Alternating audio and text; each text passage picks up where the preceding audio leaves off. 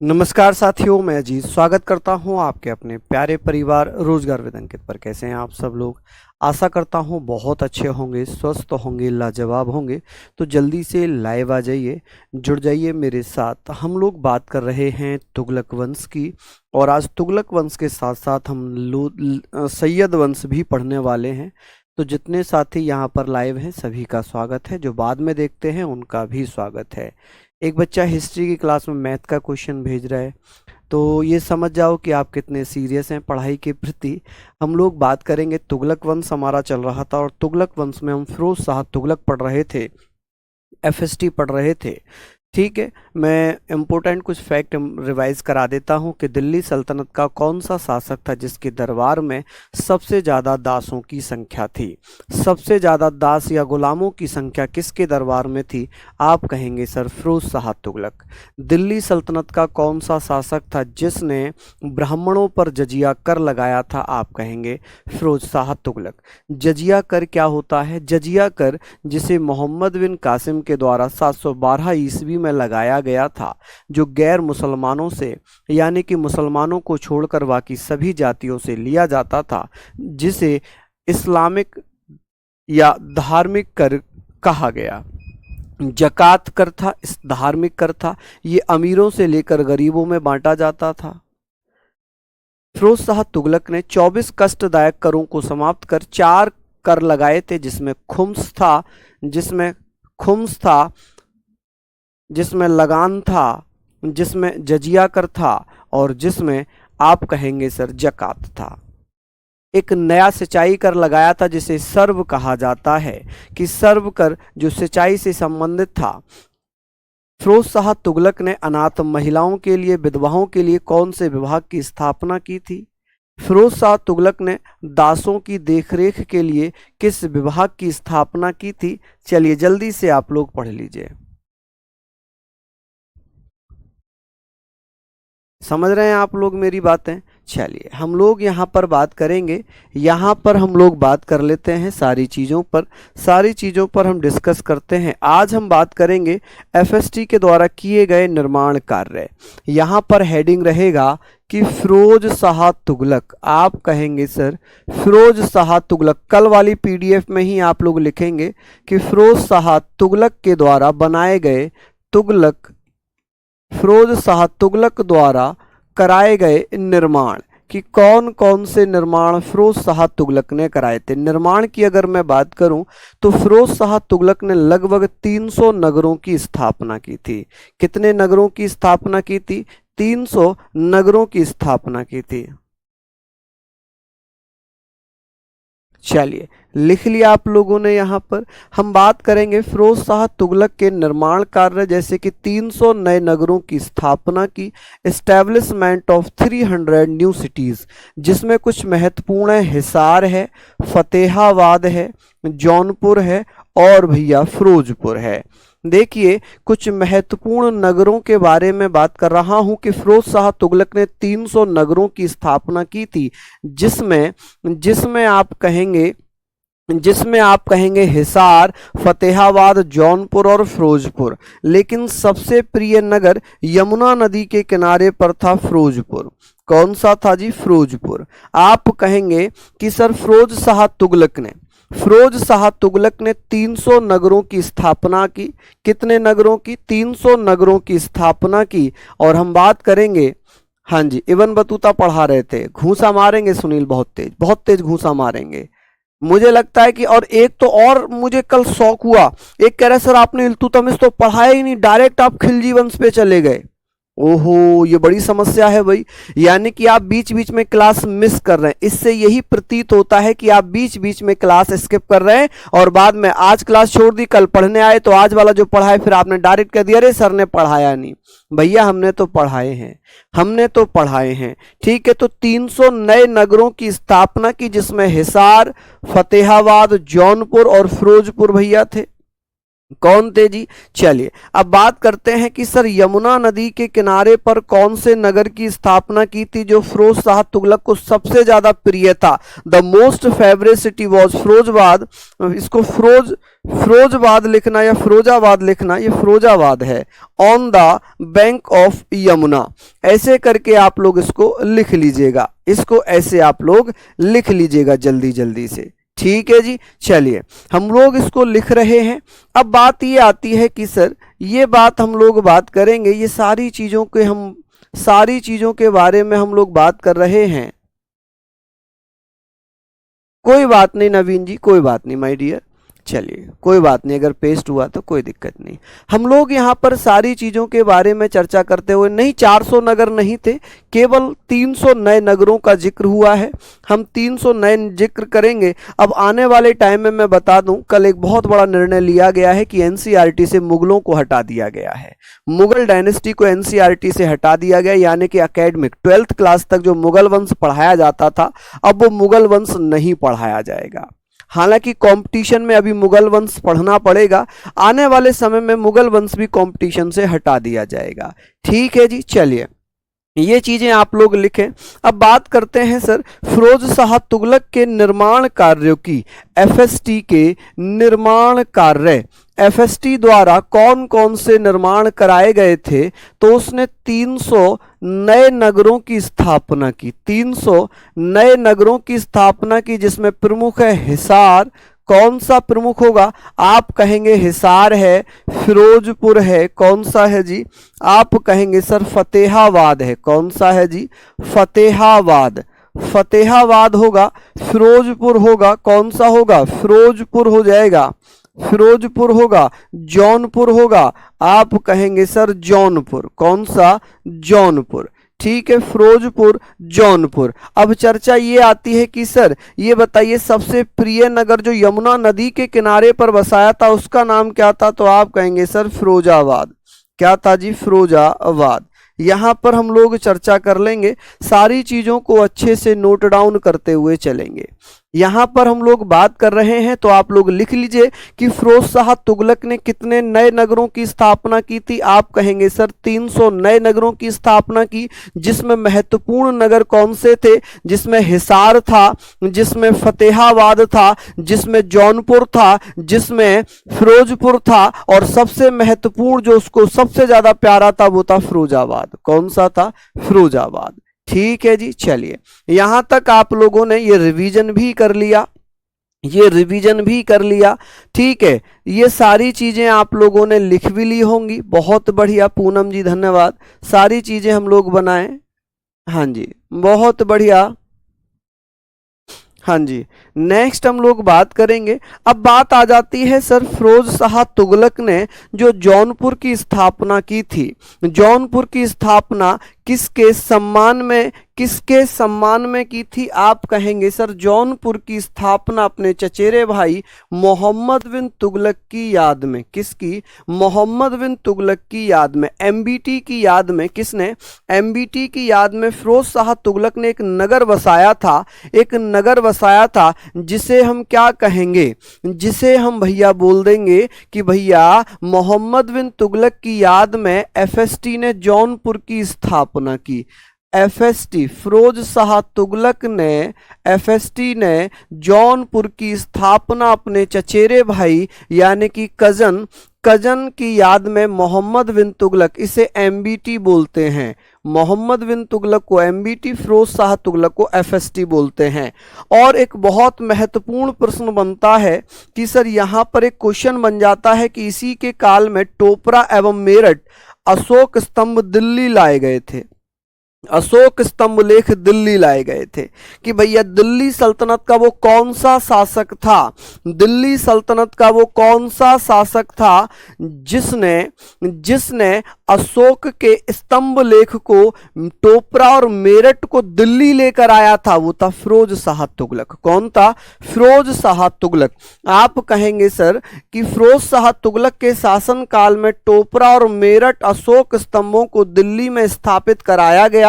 Topra and Meerut Ashok pillar addict were established in Delhi during this period. यानी कि फिरोज शाह तुगलक के शासन काल में टोपरा मेरठ स्तंभ लेखों को दिल्ली में लाया जाता है। कौन लाता है? फिरोज शाह तुगलक। कौन? फिरोज शाह तुगलक। फिरोज शाह तुगलक ने जौनपुर की स्थापना किसके याद में की थी? मोहम्मद बिन तुगलक के याद में। मोहम्मद बिन तुगलक कौन था? फिरोज शाह तुगलक का चचेरा भाई। यानी कि आप कहेंगे सर इसके चाचा थे रजब और रजब का बेटा था फिरोज शाह तुगलक। फिरोज शाह तुगलक ने ही अपने भाई की याद में जौनपुर की स्थापना कर दी। यूपी में पड़ता है जौनपुर। किस में पड़ता है? जौनपुर पड़ता है। कोई प्रॉब्लम नहीं है स्वीटी, आप बाद में लिख सकते हैं, कोई दिक्कत नहीं है। हाँ जी, चलिए, बहुत बढ़िया, बहुत बढ़िया। कि भैया किसने? एफएसटी ने। एफएसटी कौन है? फिरोज शाह तुगलक। तो फिरोज शाह तुगलक ने जौनपुर की स्थापना अपने भाई मोहम्मद बिन तुगलक की याद में, यानी कि इसकी याद में फिरोज शाह तुगलक ने जौनपुर की स्थापना कर दी। ठीक है जी, चलिए यहां पर हम लोग बात कर लेते हैं। यहां पर हम लोग बात कर रहे हैं कि सर इसी के काल में टोपरा और मेरठ अशोक स्तंभों को दिल्ली स्थापित कराया गया था। चलिए, बहुत बढ़िया। एफएसटी ने नहीं की, एफएसटी ने मोहम्मद बिन तुगलक की याद में बनवाया था। बिल्कुल बिल्कुल जी, ठीक है। फिरोजपुर फिरोजाबाद दोनों अलग अलग हैं। चलिए आगे बात करते हैं। अब यहाँ पर बात आ रही है, यहाँ पर बात होगी कि सर ये बताइए कि जौनपुर की स्थापना एफएसटी ने जौनपुर की स्थापना, किसकी स्थापना? जौनपुर की स्थापना।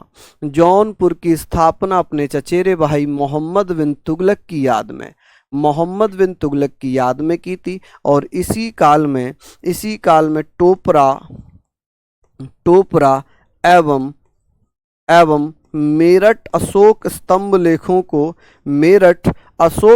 लेखों को दिल्ली में स्थापित करवाया गया। कि सर दिल्ली में स्थापित किसने करवाया था? तो आप कहेंगे सर दिल्ली में स्थापित करवाया था फिरोज शाह तुगलक ने। किसने? फिरोज शाह तुगलक ने। किसने स्थापित करवाया था जी? फिरोज शाह तुगलक ने स्थापित करवाया। ये बहुत इंपॉर्टेंट क्वेश्चन है कि सर दिल्ली में मेरठ और टोपरा स्तंभ लेखों को कौन लेकर आया था? आप कहेंगे सर फिरोज शाह तुगलक लेकर आया था। कौन लेकर आया था? फिरोज शाह तुगलक। शिवम जी, फिरोजपुर अलग अलग हो सकते हैं ना, अलग अलग, बहुत सारे एक ही नाम से अलग अलग होते हैं। रामपुर एक मेरा पैतृक जिला पड़ता है, रामपुर एक गांव पड़ता है, रामपुर हिमाचल में पड़ता है, रामपुर उत्तर प्रदेश में पड़ता है, रामपुर नोएडा में पड़ता है। तो ये एक, हम ये नहीं कह सकते कि एक नाम से ही बहुत सारे यहाँ पर आ जाएंगे। ठीक है, हम लोग उस पर डिबेट नहीं करेंगे। ये सारी चीज़ें आप लोग प्लीज़ नोट डाउन करिएगा। हम लोग यहाँ पर बात करेंगे। तो आप लोगों ने ये लिख लिया कि फिरोज शाह तुगलक ने जौनपुर की स्थापना किसकी याद में की थी? तो आप कहेंगे मोहम्मद बिन तुगलक की याद में। किसकी? मोहम्मद बिन तुगलक की याद में। जी नवल कुमार जी, मैंने बोल दिया है कि जो पीडीएफ बनाते हैं वो डार्क पेन का ही यूज़ करेंगे। इसी काल में टोपरा और मेरठ अशोक स्तंभ लेखों को भैया दिल्ली में स्थापित करवाया गया था। अब बात आ जाती है फिरोज शाह तुगलक ने गरीबों के लिए एक अस्पताल बनवाया था। क्या बनवाया था जी? गरीबों के लिए अस्पताल बनवाया था, जिसे दारुल उल सफ़ा, जिसे क्या नाम दिया गया? जिसे दारुल उल सफ़ा नामक अस्पताल कहा गया। क्या कहा गया? दारुल उल सफ़ा। आपने देखा होगा दवाई खाने आजकल बहुत लिखे रहते हैं, हर जगह लिखे रहते हैं, है ना, दवाई खाना, कि भाई ये वो दवाई खाना, कि कमज़ोर व्यक्ति इस समय मिले, ठीक है, कि घुटनों के दर्द के बीमार व्यक्ति इस समय मिले दवाई खाने। तो उस समय दवाई खाने चलते थे। आज भी आपने देखा हो टूटी फूटी गाड़ी में जड़ी बूटियां रखी रहती हैं, और वो दवाई खाना, सफ़ा दवाई खाना आप लोगों ने बहुत देखा होगा। तो दारुल उल सफ़ा, जिसकी स्थापना गरीबों की देखरेख के लिए की गई थी, फिरोज शाह तुगलक ने। या फिर आप ऐसे इसको कंपेयर कर सकते हो, आज की डेट में जैसे चैरिटेबल हॉस्पिटल हैं जहां पर, या सरकारी अस्पताल है जहां पर 1 रुपए की पर्ची बनती है, वैसे ही दारुल उल सफ़ा फिरोज शाह तुगलक के द्वारा बनाए गए सरकारी अस्पताल थे, जिनमें गरीबों का इलाज किया जाता था। गरीबों का इलाज आज किया जाने वाला अस्पताल जिसकी स्थापना फिरोज शाह तुगलक ने की थी उसका नाम क्या था? उसका नाम था दारुल सफा। क्या था? दारुल सफा। ठीक है जी। अब बात करेंगे जियाउद्दीन वर्नी। जियाउद्दीन वर्नी के बारे में हम बात कर रहे हैं कि जियाउद्दीन वर्नी की एक पुस्तक है जिसका नाम है तारीख ए फिरोज शाही। तारीख ए फिरोज शाही, फतवा ए जहांदारी। फतवा ए जहांदारी, ये दो पुस्तकें हैं जिसको जियाउद्दीन वर्नी ने लिखा है। जियाउद्दीन वर्नी ने अपने जीवन के लगभग 17 वर्षों तक मोहम्मद बिन तुगलक के दरबार में बिताया। किसके दरबार में बिताए? तो आप कहेंगे जियाउद्दीन वर्नी ने लगभग 17 वर्ष मोहम्मद बिन तुगलक के दरबार में बिताए। और जियाउद्दीन वर्नी आधुनिक बुलंदशहर के रहने वाले थे। कहाँ के रहने वाले थे? बुलंदशहर पड़ता है यहीं पर उत्तर प्रदेश में, नोएडा के पास ही, वहां के रहने वाले थे। आप कहेंगे सर फिरोज शाह तुगलक, अगर मैं बात करूंगा एफएसटी ने यहाँ पर, आप कहेंगे सर एफएसटी, फिरोज शाह तुगलक ने गरीबों के लिए, फिरोज शाह तुगलक ने गरीबों के लिए कौन से अस्पताल का निर्माण कराया था? आप कहेंगे सर गरीबों के लिए दारुल उल सफा नामक अस्पताल बनाया था। कौन सा? दारुल उल सफा। फिरोज शाह तुगलक के दरबार में एक इतिहासकार थे जिनका नाम था जियाउद्दीन वर्नी। लेकिन जियाउद्दीन वर्नी फिरोज शाह तुगलक से पहले मोहम्मद बिन तुगलक के दरबार में लगभग 17 वर्षों तक रहे थे। बहुत अच्छा क्वेश्चन आएगा कि जियाउद्दीन वर्नी फिरोज शाह तुगलक से पहले किसके दरबार में इतिहासकार हुआ करते थे? आप कहेंगे मोहम्मद बिन तुगलक के दरबार में। किसके? मोहम्मद बिन तुगलक के दरबार में। चलिए, लिख लिया आप लोगों ने? हाँ, बहुत सारे बच्चों का अगर कमेंट ना पढ़ा जाए तो वो कहते हैं this is recording because I से 200 टाइम्स अगेन टू एक्सप्लेन। पता नहीं है कौन सा एक्सप्लेन करवाना चाहते हैं। चलिए, यहां पर हम लोग बात कर रहे हैं। चलिए, बहुत बढ़िया। हम लोग यहाँ पर बात करेंगे, यहाँ पर हम बात करेंगे कि सर दारुल उल सफा नामक अस्पताल किसने बनवाया था? आप कहेंगे सर फिरोज शाह तुगलक ने। किसने? मेरे लाडलो फिरोज शाह तुगलक ने। जियाउद्दीन वर्नी के बारे में अगर मैं बात करूंगा तो आप कहेंगे सर तारीख ए फिरोज शाही। ये इनकी बुक्स हैं, ये इनकी बुक्स हैं कि एक ये लिखी है और एक ये लिखी है कि भैया तारीख ए फिरोज शाही जियाउद्दीन वर्नी ने लिखी, फतवा ए जहांदारी जियाउद्दीन वर्नी ने लिखी। जियाउद्दीन वर्नी ने लगभग 17 वर्ष मोहम्मद बिन तुगलक के दरबार में बिताए। जियाउद्दीन वर्नी आधुनिक बुलंदशहर के रहने वाले थे। कहाँ के? बुलंदशहर के। और ये कहाँ पड़ता है? ये पड़ता है जी यूपी में। कहाँ पड़ता है भैया? बुलंदशहर यूपी में पड़ता है। ठीक है जी। तो इन सारी चीजों को आप लोग नोट डाउन करते हुए चलें। आई होप आप लोगों ने इसको लिख लिया होगा। चलिए, बहुत बढ़िया, शानदार। देखिए, सब बच्चे पहले ये कहते थे सर आप हमें पीडीएफ से मत पढ़ाओ। अब सब कहते हैं कि सर पीडीएफ से बड़ा समझ में आ रहा है, बहुत अच्छे से हम पढ़ पा रहे हैं, हमारा रिवीजन भी हो रहा है। और मैंने स्टार्टिंग में ही कहा था कि आप 5 दिन दे दीजिए केवल, क्योंकि आपके लिए ये सबसे बेस्ट ऑप्शन है। इसमें आप यहाँ पर पढ़ भी लेते हैं और नेक्स्ट पेज पर आपका रिवीजन भी हो जाता है। छोटू सिंह कह रहे हैं आज मेरा बर्थडे है। अरे वाह, बहुत बहुत शुभकामनाएं। अच्छा, वीरेंद्र भाटिया का भी बर्थडे है क्या? आपको भी जन्मदिन की हार्दिक शुभकामनाएं। चलिए, यहाँ पर आप लोग सारी चीज़ों को लिख लीजिए, सारी चीज़ों को आप लोग यहाँ पर लिखिएगा। आशा करूँगा कि आप लोगों ने यहाँ पर लिख लिया होगा। चलिए, नेक्स्ट हम लोग बात करेंगे गरीबों के लिए। अब रिवीजन की बात आ जाती है कि सर गरीबों के लिए फिरोज शाह तुगलक ने क्या किया था? आप कहेंगे सर गरीबों के लिए एफएसटी के द्वारा क्या किया गया? एफएसटी ने गरीबों के लिए एक अस्पताल बनाया था जिसे दारुल उल सफा कहा गया। दारुल सफा। आप कहेंगे सर दारुल सफा, तो आप बता देना दारुल सफा की स्थापना की, प्रोटेक्शन किसको दिया? फिरोज शाह तुगलक ने जियाउद्दीन वर्नी को। जियाउद्दीन वर्नी की 2 बुक्स हैं, एक कौन सी है? तारीख ए फिरोज शाही। आप कहेंगे सर तारीख ए फिरोज शाही, तारीख ए फिरोज शाही, फिरोज शाही, तारीख ए फिरोज शाही है। एवं फतवा ए जहांदारी, कौन सी? आप कहेंगे सर फतवा ए जहांदारी। आप बता दीजिएगा भैया कौन सी पुस्तक होगी, फतवा ए जहांदारी। ठीक है जी, फतवा ए जहांदारी। ठीक है जी, जहांदारी। चलिए बहुत बढ़िया। आगे बात करते हैं कि मोहम्मद बिन तुगलक के जियाउद्दीन बर्नी ने लगभग 17 साल 17 वर्ष मोहम्मद बिन तुगलक के दरबार में बिताए। जियाउद्दीन बर्नी आधुनिक बुलंदशहर के रहने वाले थे, या वर्तमान बुलंदशहर लिख लो कि भैया वर्तमान बुलंदशहर के रहने वाले थे। कहाँ के, कि वर्तमान बुलंदशहर के रहने वाले थे। बुलंदशहर कहाँ पड़ता है, बुलंदशहर पड़ता है जी वर्तमान यूपी में। कहाँ पर है जी, यूपी में। चलिए ये आप लोग लिख लीजिए, ये आप लोग लिख लीजिए भैया। बहुत बढ़िया, हाँ जी रितु कुमार, धन्यवाद भैया। चलिए सिंगल सी चीज़ें हैं, आप लोग यहाँ पर पढ़ते रहेंगे, यहाँ पर आप लोग पढ़ते रहेंगे। चलिए सिंपल सिंपल सा है, आप लोग इसको ज़रूर पढ़ेंगे कि सर गरीबों के लिए दारुल उल सफ़ा नामक अस्पताल की स्थापना फिरोज शाह तुगलक ने की थी। फिरोज शाह तुगलक ने जियाउद्दीन वर्नी को संरक्षण दिया था, प्रोटेक्शन दिया था। जियाउद्दीन वर्नी फिरोज शाह तुगलक से पहले मोहम्मद बिन तुगलक के दरबार में लगभग 17 वर्षों तक रहे। जियाउद्दीन वर्नी आधुनिक बुलंदशहर के रहने वाले थे, जिन्होंने तारीख ए फिरोज शाही या भैया फतवा जहांदारी लिखी थी। क्या लिखी थी, फतवा जहांदारी। ठीक है जी, चलिए बहुत बढ़िया, शानदार, लिख लीजिए इसको, इसको आप लोग लिखिए। आगे बात करते हैं, अब बात करते हैं वलायत फिरोज शाही, ये किसके द्वारा लिखी गई थी। फिरोज शाह तुगलक के दरबार में एक और विद्वान थे। फिरोज शाह तुगलक के दरबार में एक विद्वान थे जिनका नाम है भैया एजुद्दीन। एजुद्दीन के द्वारा, एजुद्दीन कौन थे, ये भी एक विद्वान थे, ये भी एक विद्वान थे, स्कॉलर थे। इन्हीं के द्वारा वलायत फिरोज शाही लिखा गया।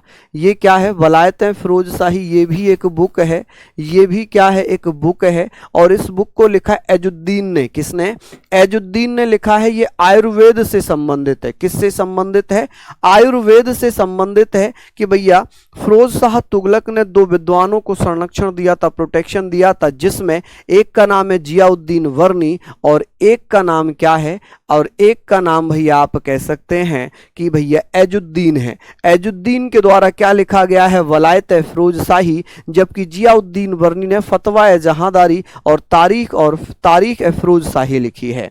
चलिए अब बात करते हैं वलायत फिरोज शाही किससे संबंधित है। तो वलायत फिरोज शाही जो कि एक आयुर्वेद ग्रंथ है, आयुर्वेद पुस्तक है, तो आप कहेंगे आयुर्वेदा से संबंधित होगी, रिलेटेड टू आयुर्वेदा। किसने लिखी है, एजुद्दीन ने। कौन से नाम से, वलायत फिरोज शाही। अब बात करेंगे आविष्कार की कि भैया किसका इन्वेंशन हुआ है। फिरोज शाह ने जल घड़ी का आविष्कार किया। वाटर क्लॉक किसने बनाया, फिरोज शाह ने। मैं आपको एक काला सच बताता हूं, राजा महाराजा क्या करते थे, राजा महाराजा क्या करते थे, जैसे किसी और ने आविष्कार किया, जैसे किसी और ने आविष्कार किया। अब बात आती है कि जब आविष्कार किसी और ने किया तो राजा उसको अपने नाम से ले लेता था कि चलो भाई मेरा नाम लिख दो, मैंने आविष्कार किया। जैसे होता क्या, एसपी सुप्रिंटेंडेंट ऑफ पुलिस होता है। यदि कोई दरोगा किसी बड़े टेररिस्ट को या बड़े किसी क्रिमिनल को पकड़ता है तो एसपी साहब का फोटो आता है। एसपी साहब टेबल पर बैठे होते हैं और 2-4 दरोगा साइड में खड़े होते हैं, सिपाही खड़े होते हैं और वो क्रिमिनल खड़ा होता है, क्योंकि जिले का सबसे बड़ा पुलिस अधिकारी एसपी होता है। ठीक है, एसपी होता है सुप्रिंटेंडेंट ऑफ पुलिस।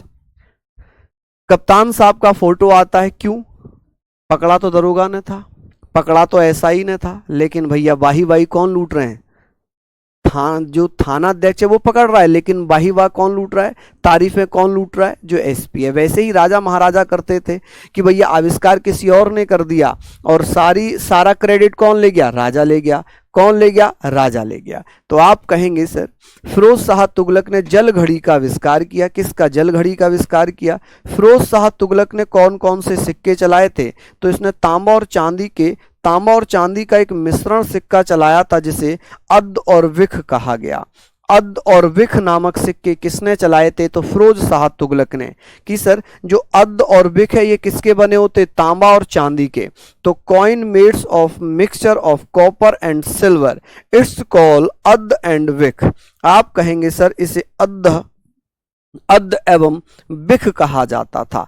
तो आप लोग कहेंगे भैया कि सिक्कों का प्रचलन फिरोज शाह तुगलक के शासन काल में जो अद्द और बिख सिक्के थे ये किसके बने होते थे? तो तांबे और चांदी के मिश्रण से बनते थे। Mixture of copper and silver, it's called अद्द एंड बिख। तो आप कहेंगे फिरोज शाह तुगलक के शासन काल में जो सिक्के चले थे वो चांदी और तांबे के बने होते थे। किसके? तांबे और चांदी के बने होते थे।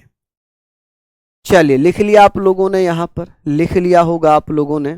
एसपी कैसे बनते हैं? UPSC, union public service commission exam कराती है, जिसे हम बोलते हैं ना कि भाई हम यूपीएससी की तैयारी कर रहे हैं, हम सिविल सर्विसेज की तैयारी कर रहे हैं। उसके लिए जो हायर रैंक होती है, जिसके अच्छे नंबर आते हैं, उसे आईएएस चुना जाता है। इंडियन एडमिनिस्ट्रेटिव सर्विस, जो जिले का सबसे बड़ा अधिकारी होता है उसे कहते हैं डीएम, डिस्ट्रिक्ट मजिस्ट्रेट। उसका जो पद है वो आईएएस है। उसके बाद आता है पुलिस प्रशासनिक महकमे का सबसे बड़ा अधिकारी, जिसे आईपीएस कहते हैं, इंडियन पुलिस सर्विस। ठीक है। उसके बाद आता है एसडीएम। ठीक है। हालांकि पुलिस विभाग में एसपी, फिर एएसपी, फिर डीएसपी ऐसे चलते रहते हैं। ठीक है। तो मैं बात ये कर रहे थे, आपने पूछा कैसे बनते हैं, कैसे बनते हैं। बिल्कुल विशाल, बिल्कुल बिल्कुल भैया, आप सही पढ़ो, बिल्कुल पढ़ो। हाँ जी, मैंने आपको नहीं रोका है, आप बहुत अच्छे से पढ़ो, सारी चीजें अच्छे से, सारी चीजें लिख लो, है ना। और ये सारी चीजें गलत हैं, इनको वही बच्चे लिखें जो गलत पढ़ना चाहते हैं। जो सही पढ़ना चाहते हैं वो इन चीजों को ना लिखें, क्योंकि ये सब गलत है, ये सब चीजें गलत हैं। ठीक है। क्योंकि आविष्कार जल घड़ी का फिरोज शाह तुगलक ने नहीं किया था, विशाल भाई ने किया था। एजुद्दीन के द्वारा वलायतें फिरोज शाही नहीं लिखी गई थी, ये विशाल भाई के द्वारा लिखी गई थी। तांबा और चांदी का सिक्का था, फिरोज शाह तुगलक ने नहीं चलाया था, ये विशाल भाई ने चलाया था। चलिए, तो ये सारी चीजें गलत हैं, केवल विशाल ने यहां पर लिख देंगे। अरे पढ़ ले मेरे दोस्त, पढ़ ले, कुछ ना रखा इन बातों में, कुछ ना रखा इन बातों में। चलिए, हम लोग बात कर रहे हैं कि सर वलायतें फिरोज शाही किसने लिखी है? एजुद्दीन ने। किससे संबंधित है? आयुर्वेद से। आविष्कार फिरोज शाह तुगलक ने किसका किया था? जल घड़ी का किया था। और सिक्कों का प्रचलन तांबा और चांदी का जो बना होता था उसे अद्द और बिख कहते थे। क्या कहते थे? अद्द और बिख कहते थे। चलिए आगे बात करते हैं रिवीजन की। बात रिवीजन की आती है, वलायतें फिरोज शाही किसने लिखी है? एजुद्दीन ने। किसने लिखी है भैया? एजुद्दीन के द्वारा लिखी गई है, एजुद्दीन द्वारा लिखी गई है। ठीक है जी, लिखी गई पुस्तक है, लिखी गई है। ठीक है। ये किससे संबंधित है? आयुर्वेद से संबंधित है। आविष्कार फिरोज शाह तुगलक ने किसका आविष्कार किया था? आप कहेंगे सर जल घड़ी का। किसका? जल घड़ी का आविष्कार किया था, तो यहां पर आप पढ़ेंगे जल घड़ी। चलिए, सिक्कों का प्रचलन, तो आप कहेंगे सर एफएसटी ने चांदी, तांबा और चांदी, तांबा एवं चांदी, आप कहेंगे सर तांबा एवं चांदी के मिश्रण से सिक्के निर्मित किए और उन सिक्कों को अद्द और बिख कहा गया। क्या कहा गया? अद्द और बिख कहा गया। क्या कहा गया सर? अख और विद कहा गया। नहीं, विशाल यादव आप नहीं थे, एक और थे, एक और विशाल जी थे। हाँ, एक और विशाल जी थे, उनके बारे में बोल रहा था, आपके बारे में नहीं बोल रहा था। ठीक है। हाँ, ये भी बड़ा डाउट वाला क्वेश्चन हो जाता है। किसी एक बच्चे का नाम लो तो बहुत सारे विशाल हो गए, है ना, तो उनको लगा कि हम लोगों को नहीं नहीं नहीं नहीं नहीं, नहीं। माफी चाहता हूँ, केवल एक विशाल था, वो कह रहा था कि सर ये सब चीजें गलत हैं, हाँ केवल वही सही है, तो इसलिए मेरे मुंह से वो विशाल निकल गया। चलिए, तो यहाँ पर आप लोगों ने पढ़ लिया, यहाँ पर हम लोगों ने पढ़ लिया। चलिए, सिंपल सी चीज़ें हैं, सिंपल सी सारी चीज़ें हैं, इनको आप लोगों ने पढ़ लिया होगा कि वलायतें फिरोज शाही किसने लिखी थी? एजुद्दीन ने। किससे संबंधित है? आयुर्वेद से। फिरोज शाह तुगलक ने जल घड़ी का आविष्कार किया। फिरोज शाह तुगलक ने भैया तांबा चांदी का एक मिश्रण का सिक्का चलाया, जिसे अद्द और बिख कहा गया। चलिए, अब फिरोज शाह तुगलक ने एक नया सिक्का चलाया था। फिरोज शाह तुगलक ने, एफएसटी ने भैया, किसने? एफएसटी ने एक नया सिक्का चलाया था, जिसे शंसगानी कहा गया। कि शंसगानी नामक सिक्का किसने चलाया था? फिरोज शाह तुगलक ने। और फिरोज शाह तुगलक ने स्वयं को खलीफा का नायब कहा। क्या कहा? कॉल्ड हिमसेल्फ द नायब ऑफ खलीफा, कि अपने आप को खलीफा का नायब किसने कहा था? तो आप कहेंगे अपने आप को खलीफा का नायब कहने वाला व्यक्ति कौन था? आप कहेंगे भैया कौन था? फिरोज शाह तुगलक।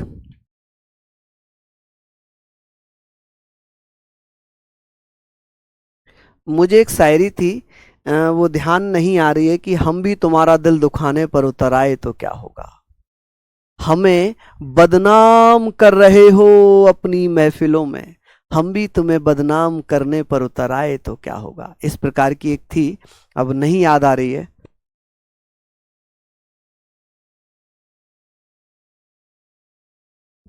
चलिए, बहुत बढ़िया, शानदार, लाजवाब। तो ये सारी चीजें हम लोग बात करेंगे कि सर स्वयं को खलीफा का नायब कहने वाला दिल्ली सल्तनत का शासक कौन था? तो एफएसटी था। कौन था भैया? एफएसटी ने, फिरोज शाह तुगलक ने, एफएसटी ने स्वयं को खलीफा का नायब कहा, सिक्कों पर खलीफा का नाम अंकित करवाया, यानी कि the name of Khalifa was inscribed on the coins, सिक्कों पर खलीफा का नाम लिखवाया, और 20 सितंबर 1388 में इसकी मृत्यु हो गई। और भैया तुगलक वंश का अंतिम शासक था नासिरुद्दीन महमूद। कौन था जी? नासिरुद्दीन महमूद तुगलक वंश का अंतिम शासक था। कि सर तुगलक वंश का अंतिम शासक कौन है? आप कहेंगे सर तुगलक वंश का अंतिम शासक, तुगलक वंश का अंतिम शासक कौन है? चलिए, बहुत बढ़िया, बहुत शानदार, लाजवाब। हम लोग यहाँ पर बात कर रहे थे, इन सारी चीजों पर हम लोग पढ़ेंगे। चलिए, लिख लिया क्या आप लोगों ने? बहुत शानदार, लाजवाब।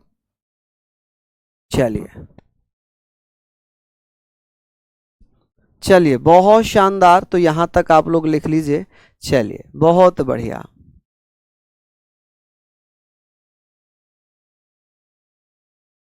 हाँ जी,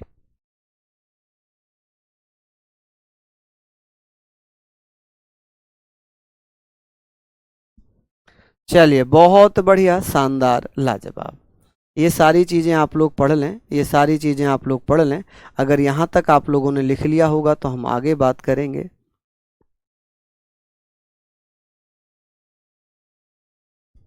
हाँ जी, कुछ बच्चे कह रहे हैं सर शायरी सुना दो, बहुत देर हो गई पढ़ते पढ़ते। चलिए मैं सुना देता हूँ, ये वाली मुझे याद आ गई कि हम भी तुम्हारा दिल, हम भी तुम्हें सताने पर उतर आए तो क्या हुआ। जैसे आप लोग मुझे कभी कभी सताते हैं, तो उसके लिए है, उसके लिए है, मैं बोल रहा हूं कि हम भी तुम्हें सताने पर उतर आए तो क्या होगा, हम भी तुम्हारा दिल दुखाने पर उतर आए तो क्या होगा, हमें बदनाम कर रहे हो अपनी महफिलों में, हम सच बताने पर उतर आए तो क्या होगा, हम सच बताने पर उतर आए तो क्या होगा। हैं? कुछ बच्चे हैं ना जो सताते हैं, परेशान करते हैं, अगर हम भी सताने पर उतर आए तो क्या होगा। चलिए आगे बात करते हैं, आगे बात कर लेते हैं कि सर ये बताइए जो संसगानी सिक्का है किसने चलाया? फिरोज शाह तुगलक ने। स्वयं को खलीफा का नायब किसने कहा? फिरोज शाह तुगलक ने। सिक्कों पर खलीफा का नाम किसने लिखवाया? फिरोज शाह तुगलक ने। अब फिरोज शाह तुगलक की मृत्यु कब हो गई? फिरोज शाह तुगलक की मृत्यु कब हो गई? 20 सितंबर 1388 में। फिरोज शाह तुगलक के बाद, या मैं ये कहूँ कि अंतिम राजा कौन बना था तुगलक वंश का? तुगलक वंश का अंतिम राजा कौन था? लास्ट रूलर नासिरुद्दीन महमूद था। कौन था? नासिरुद्दीन महमूद था। ठीक है, आगे बात करते हैं, आगे बात करते हैं कि फिरोज शाह तुगलक ने, एफएसटी ने नया सिक्का चलाया था संसगानी। कौन सा? संसगानी। आप कहेंगे सर संसगानी सिक्का चलाया था, स्वयं को खलीफा का नायब कहा। क्या कहा भैया? खलीफा का नायब कहा। ठीक है जी, खलीफा का नायब, सिक्कों पर खलीफा का नाम लिखवाया। क्या किया माय डियर? खलीफा का नाम लिखवाया। और मृत्यु कब हो गई थी भैया? 20 सितंबर 1388 में इसकी मृत्यु हो गई। अंतिम शासक कौन था? नसीरुद्दीन। आप कहेंगे सर नसीरुद्दीन महमूद, नसीरुद्दीन महमूद भैया तुगलक वंश का अंतिम शासक था। कौन था जी? तुगलक वंश का अंतिम शासक था। चलिए बहुत बढ़िया। तो ये सारी चीजें आप लोगों ने यहाँ पर लिख ली, इसका आपने रिवीजन कर लिया। अब हम बात करते हैं सर, ये बताइए तुगलक वंश के समय में, या ऐसे क्वेश्चन आता है कि सर ये बताएं कि तुगलक वंश में कौन विदेशी आक्रमणकारी था, तो आप कहेंगे सर तैमूर लंग। तैमूर लंग ने नासिरुद्दीन महमूद तुगलक के समय 1388 में दिल्ली पर आक्रमण किया था। ये इम्पोर्टेंट है, ये बहुत इम्पोर्टेंट है कि आप लोग लिखेंगे तैमूर लंग ने नासिरुद्दीन महमूद तुगलक के समय दिल्ली पर 1398 ईस्वी पर आक्रमण किया था। कौन था जी? तो यहां पर सारी चीजें लिख लीजिए, सारी चीजें आप लोग लिख लीजिए। चलिए, हाँ जी, बहुत बढ़िया, बहुत बढ़िया। हाँ जी, ये सारी चीजें आप लोग लिखेंगे। चलिए लिखेंगे आप लोग।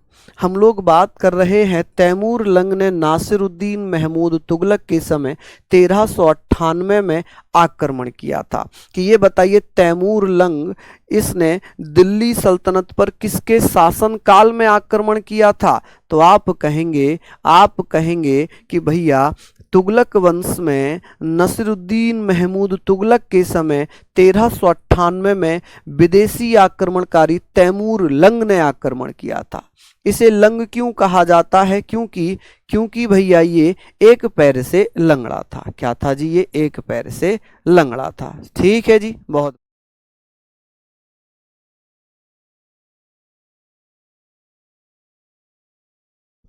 चलिए, बहुत बढ़िया, यहाँ तक आप लोगों ने लिख लिया। आगे बात कर लेते हैं। आगे बात करते हैं तैमूर लंग ने महमूद तुगलक के समय कब आक्रमण किया था? आप कहेंगे सर 1398 ईस्वी में। 1398 ईस्वी में आक्रमण किया। अब आ जाती है सैयद वंश की बारी। सैयद वंश, देखिए सैयद वंश, क्योंकि 1414 में तुगलक वंश समाप्त हो जाता है। 1414 में तुगलक वंश समाप्त हुआ और तुगलक वंश के बाद भैया सैयद वंश आ जाता है। सैयद वंश 1414 से लेकर 1451 तक शासन करेगा। क्या करेगा? 1414 से लेकर 1451 तक शासन करेगा। खिज्र खां की बात होगी तो 1414 से 1421 तक खिज्र खां शासन करता है और ये खिज्र खां ही सैयद वंश का संस्थापक है। फाउंडर ऑफ सैयद डायनेस्टी कौन था? तो founder of Sayyid dynasty was Khizr Khan. ठीक है, खिज्र खां ही फाउंडर था सैयद वंश का। इसने एक उपाधि धारण की थी रैयत ए आला। रैयत ए आला मतलब आप कहेंगे सर रैयत ए आला अपने आप को तैमूर का महावत कहता था।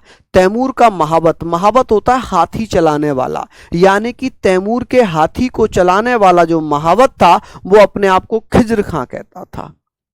ठीक है, तैमूर लंग का सेनापति था।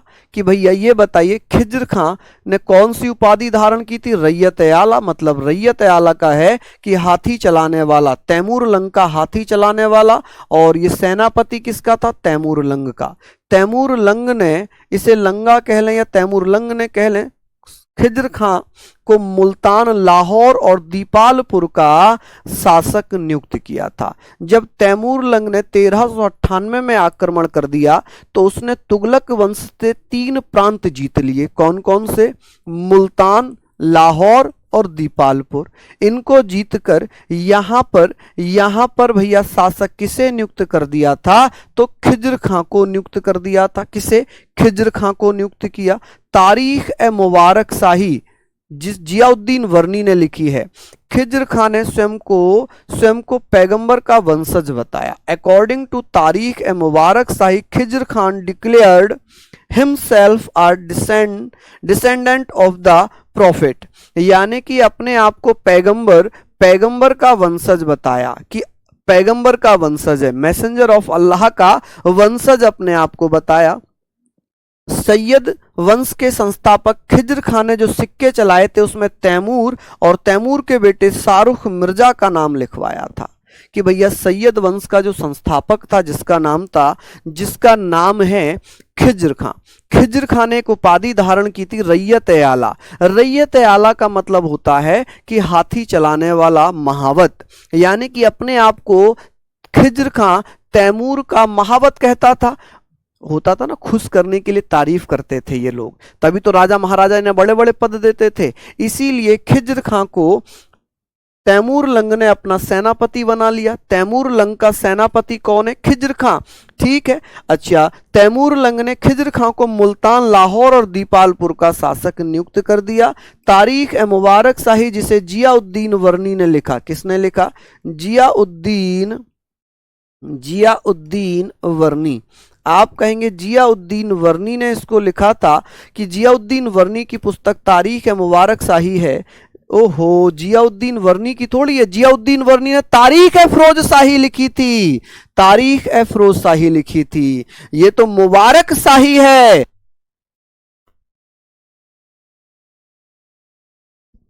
हाँ जी भैया, तारीख ए मुबारक शाही याहिया बिन अहमद सरहिंदी ने लिखी है। किसने? याहिया बिन अहमद सरहिंदी। गलती हो जाती अभी, याहिया बिन अहमद सरहिंदी है, अहमद सरहिंदी। आप कहेंगे याहिया बिन अहमद सरहिंदी द्वारा लिखी गई थी तारीख ए मुबारक शाही। ये तो गड़बड़ हो जाती जी, ये तो गड़बड़ हो जाती, क्योंकि तारीख ए फिरोज शाही की बात होती तब जियाउद्दीन वर्नी लिखते, तब जियाउद्दीन वर्नी लिखते। तो आप कहेंगे याहिया बिन अहमद सरहिंदी की पुस्तक है जिसका नाम है तारीख ए मुबारक शाही के अनुसार खिज्र खां ने स्वयं को पैगंबर का वंशज बताया। और भैया खिज्र खां ने जो सिक्के चलाए थे उन सिक्कों पर तैमूर और उसके बेटे शाहरुख मिर्जा का नाम लिखवाया गया। यानी कि तैमूर और शाहरुख मिर्जा के नाम से खिज्र खां ने भैया सिक्के चलाए थे। क्या चलाए थे जी? सिक्के चलाए थे। नहीं, टाइम चेंज नहीं हुआ है, 12 बजे ही मेरी क्लास होगी। कल मजबूरन 11 बजे मुझे क्लास लेनी पड़ी। कल नीरज सर नहीं थे तो वो मेरे टाइम पर आए, मैं उनके टाइम पर आया। ठीक है जी। चलिए, तो ये सारी चीज़ें आप लोग यहाँ पर लिखेंगे, सारी चीज़ें आप लोग लिख लेंगे। एक बार जल्दी से इसे नोट करने के बाद थम जरूर करना कि जी आपने इसको लिख लिया है। एक बार नोट जरूर कर लेना।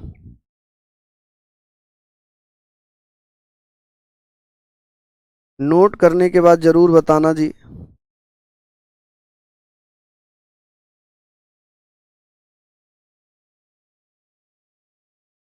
चलिए, लिख लिया यहां पर। अमित पांडे कह रहे हैं आपसे मिलने के लिए क्या करना होगा? आप ऑफिस आ जाइए, आप गूगल पर डालिए रोजगार विदंकित ऑफिस और आप यहां पर आ जाइए ग्रेटर नोएडा में।